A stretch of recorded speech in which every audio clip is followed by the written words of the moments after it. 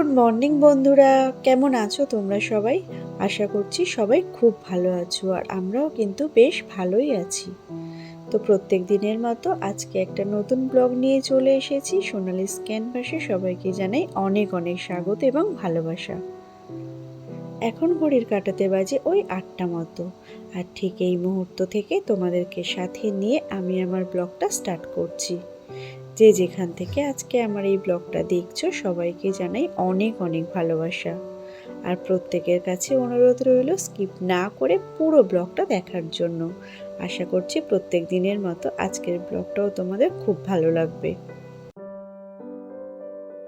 আজকে সকাল থেকেই ব্লগটা স্টার্ট করলাম, আর আজকে ঘুম থেকে উঠতে না একটু দেরি হয়ে গেছিলো জানো তো, যেহেতু আজকে মাম্মামের স্কুল ছিল না, সেই জন্য একটু ঘুম থেকে উঠতে দেরি হয়ে গেছে। তো ঘুম থেকে উঠে নিজে ফ্রেশ হয়ে তারপর মাম্মামকেও ফ্রেশ করে দিয়েছি। আর আজকে ঘুম থেকে উঠে না আর কিচেনের দিকে যাইনি, ভাবলাম ঘরটাকে আজকে একটু সুন্দর করে পরিষ্কার করে নিই। যদিও আমি প্রায় প্রত্যেক দিনই চেষ্টা করি ঘরের প্রত্যেকটা ফার্নিচার মুছে সুন্দর করে পরিষ্কার পরিচ্ছন্ন রাখার, কিন্তু প্রত্যেক দিন তো ডিপ ক্লিন করা পসিবল হয় না, তো সপ্তাহে একদিন সময় হলে করে নিই। যেহেতু আমি প্রত্যেক দিনই সমস্ত ফার্নিচার একটু একটু করে পরিষ্কার পরিচ্ছন্ন রাখি, সেই জন্য মানে সপ্তাহে একদিন আমার উপরে খুব বেশি প্রেশার পড়ে যায় না, আর খুব বেশি সময় ধরেও আমার জিনিসপত্র পরিষ্কার করতে হয় না। দেখো, আমাদের হাউস ওয়াইফদের হাতে তো আর অফুরন্ত সময় থাকে না যে প্রত্যেক দিন সমস্ত জিনিস অনেকটা সময় ধরে পরিষ্কার পরিচ্ছন্ন করার। সেই জন্য প্রত্যেক দিন অল্প অল্প করে পরিষ্কার করে রাখলে দেখবে একদিন খুব বেশি কিছু কাজ করতে হয় না, অল্প কিছু করলেই সমস্ত কাজ কমপ্লিট হয়ে যায়। তো প্রথমে বিছানার চাদরটা সুন্দর করে পেতে নিলাম, আর তারপরে দেখো আজকে না জানালাগুলো একটু ভালো করে মুছে নিলাম। জানালাগুলো প্রত্যেক দিন মোছা হয় না, তো মাঝে মধ্যে যখন সময় হয় তখনই পরিষ্কার করে নিই। তারপর ফটো ফ্রেমগুলো সুন্দর করে পরিষ্কার করে নিলাম। আর এখন দেখো মাম্মামের ওয়ারড্রপটা আজকে সুন্দর করে একটু পরিষ্কার করে নেব। যদিও এটা আমি প্রত্যেক দিনই পরিষ্কার করি, তোমরা আমার ব্লগে দেখে থাকবে, কারণ এটা না ভীষণ অগোছালো হয়ে যায়, মাম্মাম খেলা করে, তো সেই জন্য এটা আমাকে প্রত্যেক দিনই গুছাতে হয়।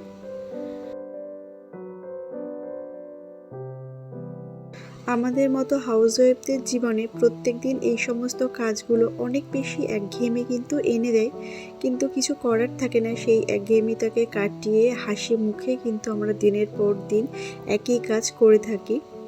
নিজেদের ঘরটাকে সুন্দর রাখতে গিয়ে, নিজেদের সংসারটাকে ভালো করে গুছাতে গিয়ে আমরা কিন্তু দিনের পর দিন একই ধরনের কাজ কিন্তু আমরা করেই চলি। আমরা যদি প্রত্যেক দিন আমাদের নিজের ঘর, নিজের সংসারটাকে সুন্দর করে গুছিয়ে না রাখি, তাহলে পজিটিভ এনার্জিটা কোথা থেকে পাওয়া যাবে, তাই না বলো? তো সেই পজিটিভ এনার্জিটা পাওয়ার জন্য আমাদেরকে কিন্তু প্রত্যেক দিন নিজেদের ঘর, বিছানা, বাড়িটাকে সুন্দর করে পরিষ্কার পরিচ্ছন্ন রাখতে হয়। আমরা যারা হাউস ওয়াইফ তাদের হয়তো মনে হয় যে হয়তো চাকরি করলেই ভালো হতো, সংসারের প্রত্যেক দিন এই কাজগুলো করতে করতে ভীষণ একঘেয়েমি লেগে যাচ্ছে। আবার যারা চাকরি করেন তাদেরও কিন্তু সেম জিনিসটাই মনে হয়, তাদেরও মনে হয় যে তারাও যদি একটু বাড়িতে কিছুদিন থাকতে পারতো হয়তো তাদেরও ভালো লাগতো।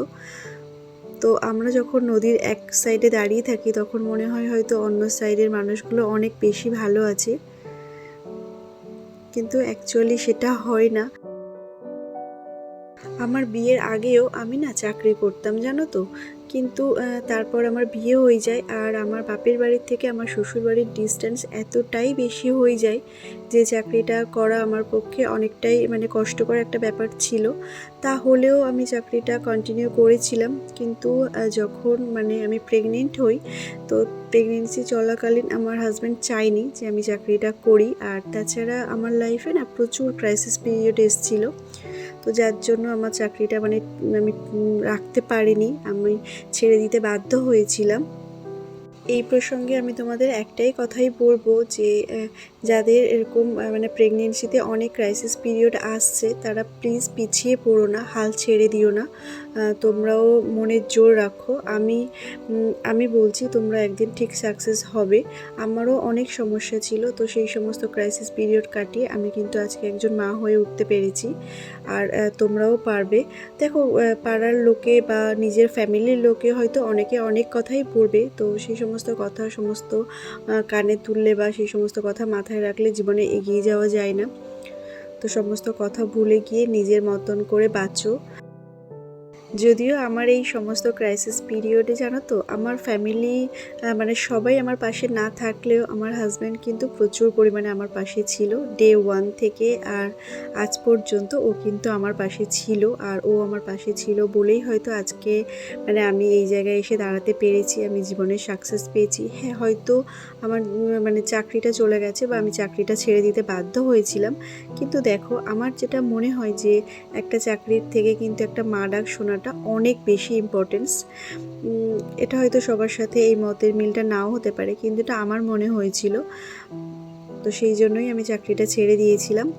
তো যাই হোক, তোমাদের সাথে গল্প করতে করতে কিন্তু আমার ঘরটা একদম গুছানো হয়ে গেছে, আর খুব বেশি সময় লাগেনি, খুব অল্প সময়ের মধ্যে আমি সমস্ত ঘর কিন্তু গুছিয়ে নিয়েছি। আর তারপর এখন চলে এসেছি কিচেনে। প্রথমে ময়দাটাকে মেখে নিলাম আর তারপরে একটু আলু সিদ্ধ বসিয়ে দিয়েছি, কারণ আজকে না একটু আলু পরোটা বানাবো। আর তার মধ্যে দেখো দুটো লঙ্কাও দিয়ে দিলাম। আর এখন চলে এসেছি হাজব্যান্ডের ভাতটা গুছিয়ে দিতে। ও অফিসে বেরিয়ে যাবে। আর সকালের রান্নাটা আজকে আমি করিনি, তোমাদেরকে তো বললাম আজকে ঘুম থেকে উঠতে একটু দেরি হয়ে গেছে, সেই জন্য সকালের রান্নাটা না মা আজকে করে নিয়েছে। তো আমি এখন ওর ভাতটা গুছিয়ে দিচ্ছি। তো হাজব্যান্ড অফিসে বেরিয়ে গেছে আর এখন ঘড়ির কাঁটাতে বাজে ওই 10টা সাড়ে 10টা মতো। আর এখন আমি দেখো আবার চলে এসেছি কিচেনে, কারণ ব্রেকফাস্টটা কিন্তু এখনও আমার হয়নি, শুধুমাত্র ময়দাটা মেখে রেখে দিয়েছিলাম আর আলুটাও সিদ্ধ করে রেখে দিয়েছিলাম। আর এখন দেখো আলুটাকে সুন্দর করে মেখে নিয়েছি আর আলুর পুরটাকে ময়দার মধ্যে দিয়ে সুন্দর করে মুখটা চেপে নিচ্ছি। আজকে আর আলু পরোটার সাথে অন্য কিছু করব না, শুধুই আলু পরোটা খেয়ে নেব। আর আলু মাখাটাতে না কোনো কিছু কিন্তু আমি মশলা দিইনি, যেহেতু মাম্মাম খাবে একটু বেশি করে মানে লঙ্কা দিয়ে দিয়েছি, একটু ঝাল ঝাল মতন হবে, সেই জন্য মানে আর অন্য কিছু এর সাথে লাগবে না। আর আমি একটু আলু সিদ্ধ দিয়েই খেয়ে নেব। আলু পরোটাটা খেতে না আমার কিন্তু খুব ভালো লাগে, আর তোমরাও অবশ্যই কমেন্ট করে জানিও যে তোমাদেরও কার কার ভালো লাগে। আর আমার এই ধরনের ব্লগগুলো যদি তোমাদের ভালো লেগে থাকে বা আজকের এই ব্লগটা যদি তোমাদের ভালো লেগে থাকে, তো প্লিজ একটা লাইক করে দিও, কারণ তোমাদের একটা লাইক পরবর্তীকালে আরও অনেক ভালো ভালো ভিডিও বানাতে আমাকে অনেক বেশি মোটিভেট করবে।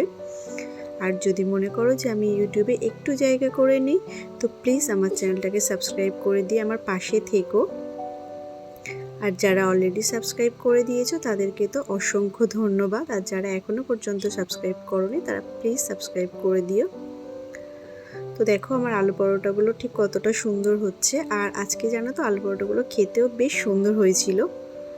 তো আমি এদিকে বানাচ্ছিলাম আর মাম্মামের খুব খিদে পেয়ে গেছিলো বলে ওকে একটা একটা করে আমি দিয়ে আসছিলাম।